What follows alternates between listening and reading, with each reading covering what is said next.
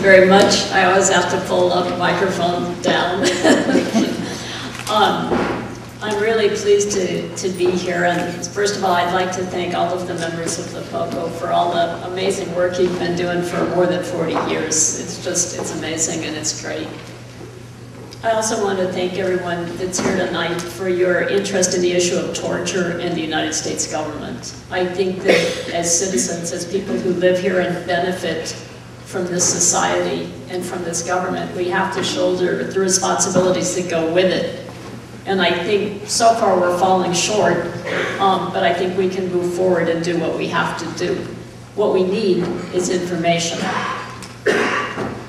I think all of us had the same reaction when we saw the photographs of the prisoners at Abu Ghraib flashing across our television screens a few years ago. I was very heartened by that public reaction because at the time we were being hammered by our own government to accept a very hardline position and the need for harsh techniques to preserve our national safety and prevent another collapse of a building like the World Trade Center. We were really being psychologically pressured into letting the government do, quote, whatever was necessary, unquote. So I was, again, very heartened by that universal reaction of outrage that I was hearing. Torture has, after all, been anathema in this country since the days of Patrick Henry. When an early Congress considered legalizing torture for situations of extreme national danger, he spoke out and said, "We left the rack, the screw, and the star chamber behind us in the old world for good reasons. If we allow those barbaric practices here, then we are, quote, lost and undone," unquote. I think he said it best. Our country was supposed to be better than this. We are now out of the days of the Bush administration. Mr. Cheney's gone. Mr. Rumsfeld is gone.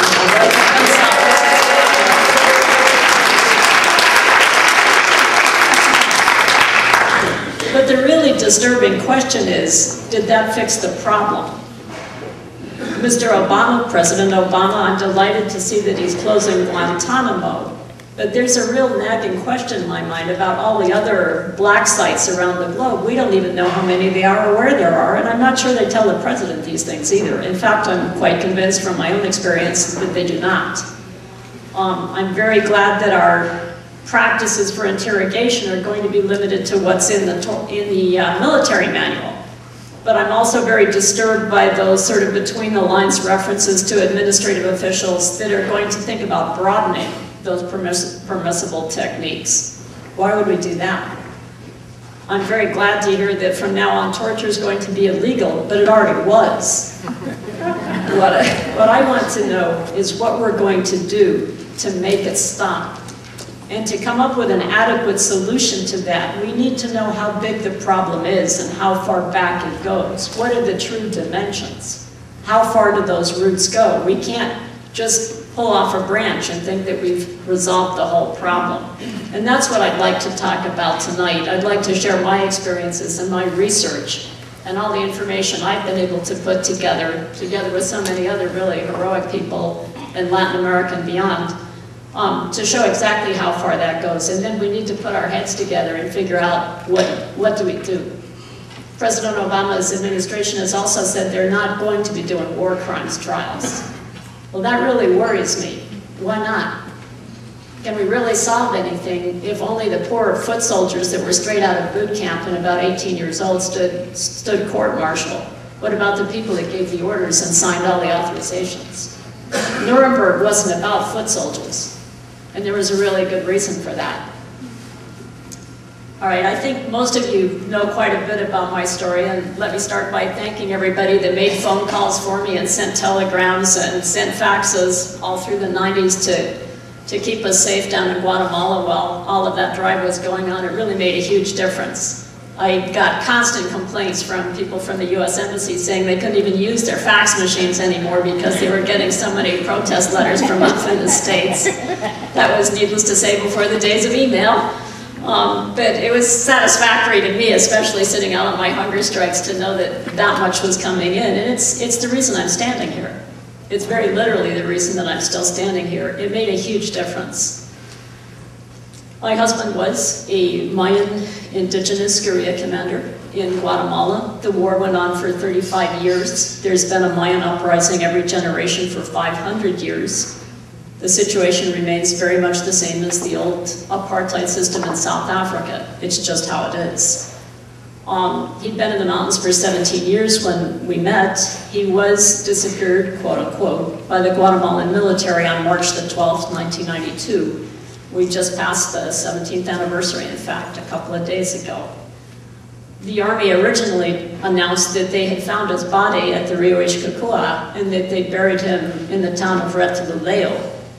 And for a while we believed that to be the truth. They sent us an almost photographic description saying this is the person we found and he's the one buried in the grave. And he was in fact the only person missing after the very brief combat. At the end of the year, a young soldier named Santiago Cabrera Lopez was able to escape and say, no, he's actually been subjected to the Argentine method. I saw him dragged in on March the 12th. They killed a young soldier and buried him in the grave as a decoy, and they're subjecting him to long-term torture with military physicians present, sound familiar, Guantanamo, to make sure that he doesn't accidentally die during the torture sessions. They want to break him for his information. In terms of intelligence, he's the goose that laid the golden egg.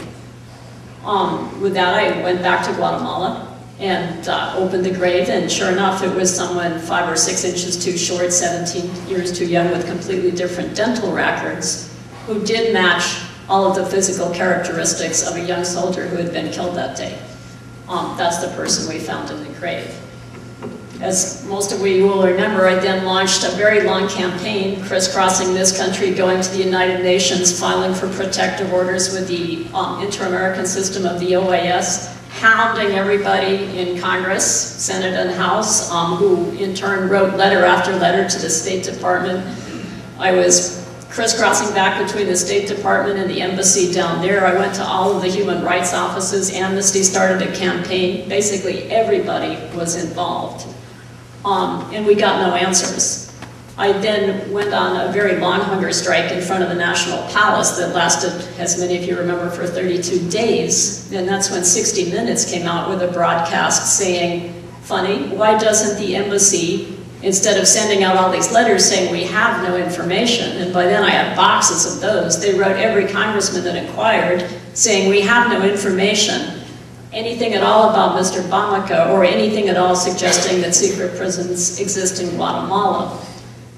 Why don't, instead of sending those letters out, suggested Mike Wallace, why don't they tell her and everyone else about this CIA report confirming that he was captured alive on March the 12th, 1992, and that the Army planned to fake his death to better torture him for his information. That blew the lid off. I was invited back to the White House, promised all kinds of things, and then got nothing. So I went back on my third hunger strike, which was in front of the White House, and after 2 weeks, Senator Torricelli, who was on the Intelligence Committee and had been asking about the case for many years, he announced that my husband had been, in fact, executed at the hands of Colonel Alpirez, who also happened to be a paid CIA informant. At that point, I got a waterfall of released documents 3 years too late from the CIA and from the State Department, and it turned out that both agencies had known from the week of his capture where he was and that he was being tortured by specific military intelligence officials who were also working for the CIA. Those bulletins came in monthly practically for 3 years straight.